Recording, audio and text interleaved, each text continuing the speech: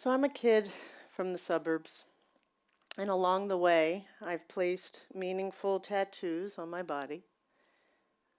I got ordained, and I've stood up as a fierce advocate for human rights. I also grew up wearing rose-colored glasses. Literally, I had those lenses in my glasses. At around the age of 4, my parents noticed I would reach for things, slightly to the left or right of an object. I'd pause before grabbing a door handle. Not everybody played which glass of orange juice is right at the breakfast table. This is when I learned that seeing double, that wasn't the norm. A doctor recommended the lenses as a way to strengthen eye muscles. And after about a year of this rose-tinted world, I had surgery instead. And when I think back on this time, what stands out to me, besides the care of my family, is that at 5, I did a deep dive into my first meditation retreat. For over a week, I had patches covering my eyes and observed complete darkness as I sat in quiet stillness. Now, it's my nature to observe, so much so that I became a Buddhist chaplain. And in Zen, we refer to observing as bearing witness. And I'm drawn to bear witness to the inner landscape of my experience and the subtle moments of life and the spaces in between. The space of soft joy, the space of curiosity, and the space between sacred and ordinary, that's where I think experiences of awe reside. We can easily miss these subtle spaces. I mean, we're bombarded by messages of social media. We live very fast-paced lives. There's cultural expectations. But I also think we're living in an amazing time. And when I say this, I include everything. I include the brilliance and the fear of technology and AI. I include the wisdom found in nature. I include the weirdness of the political landscape. I include the sweetness of holding hands and the sweet funniness of a good belly laugh. All of it. I included all, the whole catastrophe, like John Kabat-Zinn says. And in this amazing time, we're often pointed in the direction that bigger is better, more is best. The shiny captures our attention more than the simple. And awe is to be a capital A experience. You know the kind, where the clouds part and bugles blow. And there are definitely moments like that. I mean, think about the birth of a child, being with a loved one who dies, a gesture of unexpected generosity, all of it. It's amazing. I don't think anyone doubts that. But I'm not convinced that life has to be measured in supersized ways to be considered awesome. It's my stance that the true magic of awe is in the lowercase kind, the little a experiences that reside in the spaces between sacred and ordinary.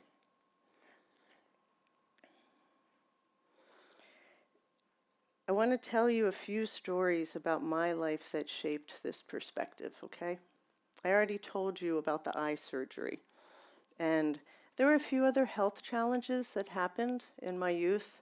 As a matter of fact, I often joke that the title of my memoir should be "My Spirit Found This Body in a Consignment Shop." There was a period of particular potency. Around the age of 18, I experienced 3 health crises that culminated in a pretty awe-inspiring choice moment. When I returned home after my first semester of college, I learned I'd been growing a tumor. And I had emergency surgery. I recovered swiftly and just snuck right back into the spring semester. Soon after my return, I started displaying symptoms indicative of having the measles. Yep, I was one of those people that got the vaccine and still contracted the virus. Fast forward a few months to health crisis number 3. I'd been enrolled in summer coursework, and one day I excused myself from class and proceeded to get violently ill. Unbeknownst to me, my body had become host to parasites. In 10 days, I lost nearly 30 pounds. I caught a glimpse of myself in the mirror, and the question of survival did cross my young mind. I phoned my mom, and I said, "Something's wrong. I need to fly home." Let me tell you, as a parent now, I cannot imagine receiving such a call. When my dad picked me up at the airport, the look on his face confirmed how sick I really was. As I laid in my childhood bed, I was weak and I was getting sicker. And then there was this moment where all the pain subsided. I felt immense relief. And then I noticed I could see my house from an aerial view. I could see treetops. I could see backyards. I could see a friend driving down the street toward the house. It was extraordinary. And it was rather ordinary at the same time. I would love to share with you some ancient wisdom that was bestowed upon me, or tell you the clouds did part. It wasn't like that. It was more simple. There was no capital A. What I did realize in that moment, I had a profound choice. It wasn't that I didn't want to go. It's that I wanted to stay in my body on this planet. So with all the energy I had left, I mustered the will to say no to leaving. I felt a dense re-entry. I opened my eyes and I saw my bedroom, not my rooftop. I remembered the friend driving down the street and called out to my mom, "Hey, Lauren's coming to visit. When she rings the bell, send her up." And with that, the doorbell rang. The awe I see in that moment is being conscious of a choice. Yes, it is very interesting to have a near-death experience story. Absolutely. But I place more of my attention on my awareness of the sacred choice I was able to make. I've come to see that choice is a reminder of how uncertain life can be. I was primed for uncertainty at a young age, not just from the various ailments. I grew up with my dad telling me and my sister, "Change is the only constant you can rely on." And that was a big lesson for a little kid. It has served me well as I've navigated different changes in my life. Dad is an Irish Catholic, but his lessons on change, they call upon the Buddhist notion of uncertainty and impermanence. And every time we take to a meditation cushion, we're cultivating that liminal state of mind. I tested my capacity for uncertainty or not knowing by taking a plunge into a bearing witness retreat, the concentration camps in Poland. On retreat, we received instruction to follow a 3-step process, which are the tenets of the Zen Peacemaker order. 1, cultivate a mind of not knowing. 2, stick with it. Bear witness to your experience on the inside and the out. 3, see what arises, particular to healing and compassionate action. In places like Auschwitz and Birkenau, for multiple days, you come face to face with your thoughts, your fears, your prejudice, and for some, your family history. We were told to follow the tenets, get still, and listen to what the ancestors have to say. For the record, it is not easy to get still on the selection ramp in Birkenau, or by barbed wires, or in the showers. But we did, and I listened. Remember awe and choice? I could have stayed closed to my fear and anger related to the Holocaust. But instead, something beyond my usual thinking quieted my mind and allowed me to open to the subtleties of uncertainty and to bear witness to the magic. And yeah, there were amazing moments of magic and awe, even in the midst of horror and pain. And it was a radical act to bear witness to those lowercase kind of moments while we meditated at different locations. It was a radical act to sit by the pond next to the crematorium that had been filled with ashes and was now filled with healthy water and lily pads. Or the once barren landscape that was filled with grass and daisies and roses. Or the awe of watching a deer run freely past the bombed barracks.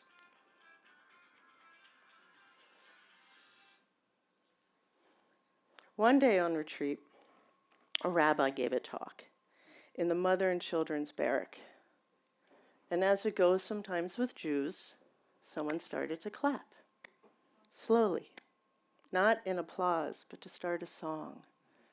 Singing's a really powerful way to express grief. And in that moment, without any thought, we started to dance the Hava Nagila right there in the barracks. It was a radical and spontaneous act. And I will tell you, I was awestruck by the feeling of all mothers of all time dancing with us. After every morning meditation period, we would read names of exterminated prisoners aloud to honor them, and then take the list of names and place it on an altar in the middle of the circle. And one day, after I'd read names on my list, I waited in line to place it on the altar. And as I neared the center of the circle, I started to hear my mother's family's name being read over and over and over. In that moment, it could have been any family's name. It was mine. That is sacred timing. Again, I was in awe. Bearing witness in a concentration camp is as overwhelming as you can imagine. Most of us came programmed to look for capital A experiences. It's not where I found it. It was more subtle. I found it in the spaces in between. I found it when my friend slipped her hand into mine and we stood before the pink triangles of gay prisoners. Or the arm I placed around my pal as we stood before the gypsy barracks of her ancestors. It was a radical act to get quiet and listen to what the ancestors had to say. It was a radical act to quiet my mind and open to the subtleties of awe. To remind myself of the possibility of finding awe in the middle of anything. I had this peace sign tattooed on my wrist when I got home. So awe, it remains subtle for me. I like the lowercase version. I find it more accessible. If I pay close attention, I can notice choice moments before me and open to the sacred space in between. Rose-colored glasses aside, I'm not so naive or privileged to miss that bad things do happen, and some choices are really, really hard. But to me, the awe is that we have any choice at all. Best I can figure is that if you can make a conscious choice in the midst of uncertainty, then you have the opportunity to wholeheartedly embrace that choice, to find joy and peace, maybe even some freedom contained within it, to experience the awe of that moment. Maybe it's a question that points us in the direction of awe, something that just keeps repeating itself. It's not a needle skipping on an old 33. It's something beyond, something that just keeps asking, what's your choice right now? What's your choice in this moment? We don't have to wait for bugles to blow or clouds to part. It's more simple than that. Noticing the spaces in between, bearing witness to the awe of the moment, that is an incredibly radical act. As another reminder, I had the words, "just this," tattooed on my foot. So each morning when I meditate, I can be reminded. This moment, right now, can you see it? Just this. Can you feel it? Thank you.